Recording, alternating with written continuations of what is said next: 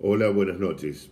Nos acercamos nuevamente para darles un outlook de lo que es las perspectivas económicas nuestras hacia fin de año del cuarto trimestre del año.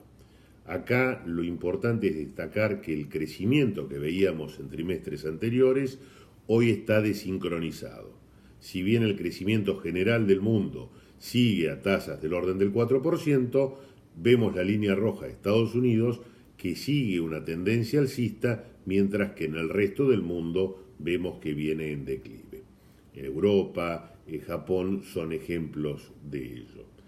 En las economías emergentes está claro que había un muy fuerte recupero en el 2016-2017 y cambiaron sustancialmente las perspectivas que teníamos en mayo con respecto a hoy, a septiembre. Ya esas están en declive. Pero lo importante es ver de acá en adelante, es decir, algo que adelanta el PBI es la encuesta del Purchasing Manager Index, el PMI, donde si está por arriba de 50 es alentador en cuanto a las expectativas de crecimiento mundial. Estados Unidos, la línea azul, sigue con buen ritmo, mientras que otras economías vienen hacia abajo.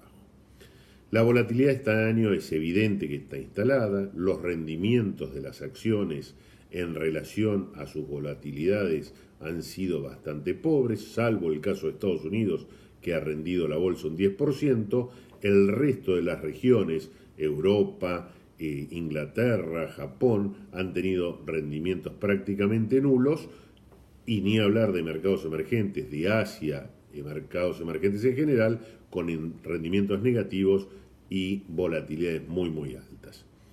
Renta fija, bonos, han perdido plata todos los bonos, desde bonos del Tesoro hasta bonos de mercado emergente, moneda local, salvo las empresas de segunda línea de Estados Unidos que han tenido rendimientos positivos del orden del 2,5%.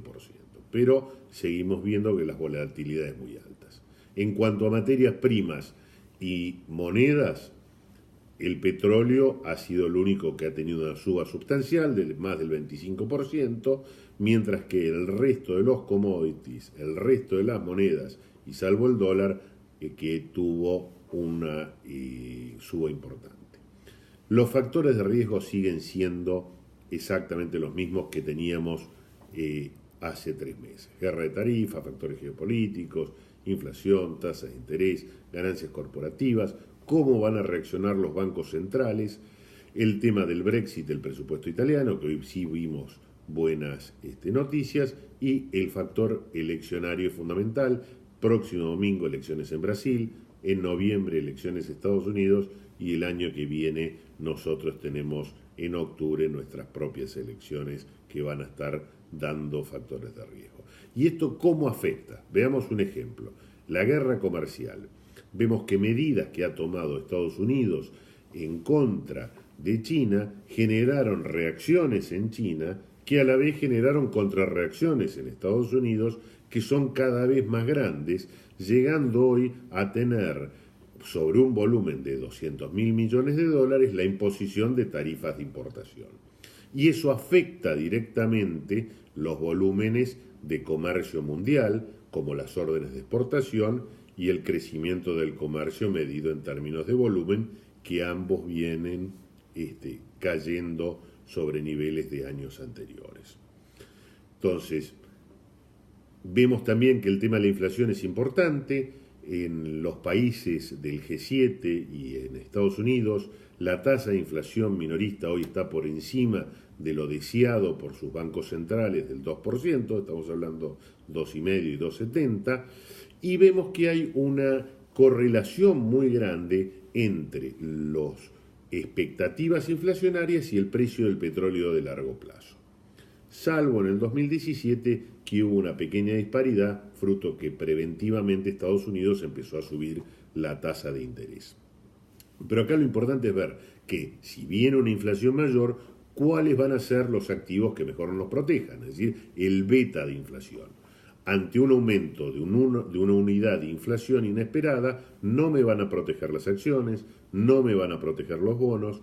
el real estate probablemente mantenga su valor, los bonos ajustables por inflación van a dar un rendimiento, pero los commodities es lo que realmente me va a preservar el valor. Por eso aconsejamos aquellas carteras que no tengan exposición a commodities, tengan una pequeña exposición por si las inflaciones en el mundo empiezan a ser mayores a los que venían esperando los bancos centrales. ¿Por qué? Porque en el contexto de renta fija, lo que vemos es que toda la liquidez que fueron agregando los 4 principales bancos centrales del mundo, estamos hablando de haber triplicado el nivel de liquidez y que eso se fue a los valores de los activos reales y los valores de los activos financieros, hoy Estados Unidos está queriendo sacar esos incentivos monetarios porque su economía se ve altamente fortalecida. Entonces hay que ir de a poquito quitando estos incentivos. ¿Esto en qué se traduce? En mayores tasas de interés. Es decir, si nosotros comparamos hoy por hoy cómo eran las tasas de interés a principio de año, hace 6 meses y actualmente, lo que vemos es que las tasas cada vez, sobre todo las de corto plazo, cada vez son más altas y el diferencial con respecto a las tasas de largo plazo cada vez es más bajo.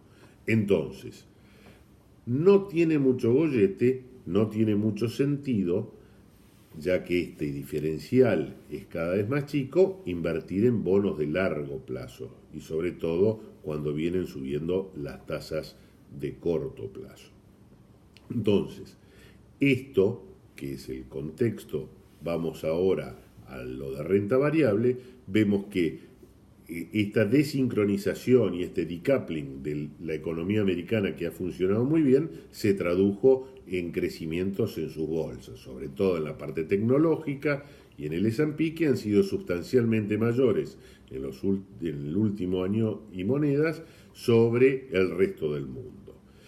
Tal es así que hoy favorece la relación de riesgo-retorno hacia Europa y Japón sobre los retornos de Estados Unidos.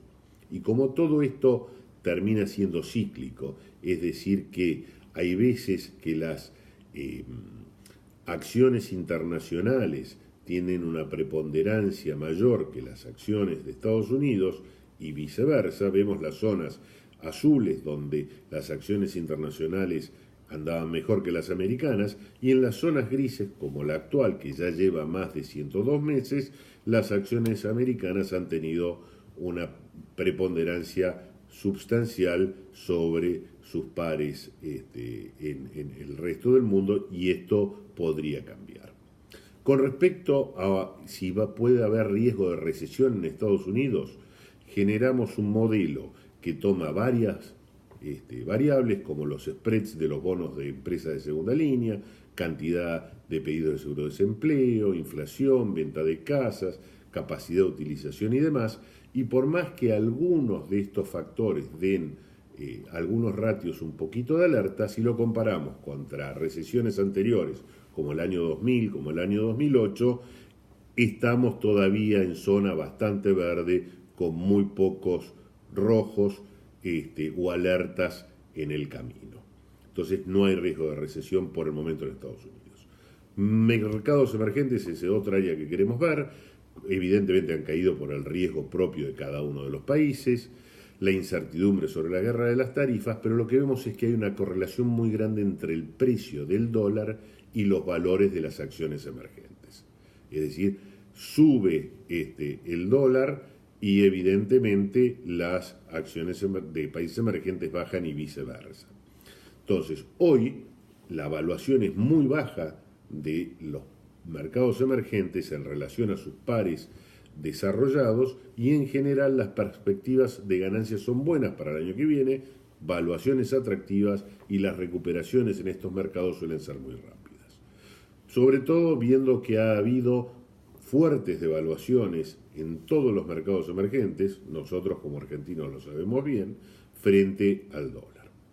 Expectativas de retorno por activos, estamos tomando la opinión de 4 actores muy importantes de mercado y en todos los casos coinciden que las expectativas de retorno a futuro de los mercados desarrollados y de los mercados emergentes van a ser sustancialmente mayores a las expectativas de retorno del mercado de acciones norteamericano. Es decir, 4, 5 y 8% de expectativas de retorno es lo que está esperando, por ejemplo, Pink. En síntesis, ¿cuál es nuestra visión? Renta fija, no casarse con nada, tener mandatos sumamente flexibles, poner plata a trabajar sobre deuda de corto plazo, no de largo plazo, porque tenés más riesgo y no tenés más retorno, es muy poca la diferencia. Ser muy selectivos en los créditos, es decir, cuando los bancos centrales regalaban plata a tasa cero, lo importante era estar invertido. Ahora hay que ser muy selectivos a quién se le presta plata. En renta variable, decíamos, exposición a acciones globales sin cobertura de moneda, porque el dólar puede debilitarse de lo fuerte que está hoy.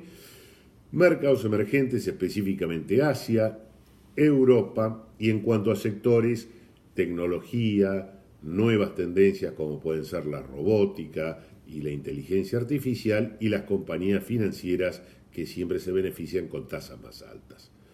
Con respecto a otros activos, inversiones alternativas es un área que nos interesa muchísimo porque no tiene prácticamente correlación o es muy baja con la renta fija y la renta variable y su volatilidad es muy baja y tiene muy buenos retornos.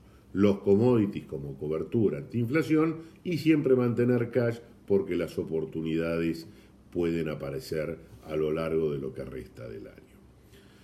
Les agradecemos mucho el habernos escuchado, esperamos haber sido de utilidad y quedamos a las órdenes ante cualquier consulta que ustedes tengan. Muchas gracias y hasta la próxima.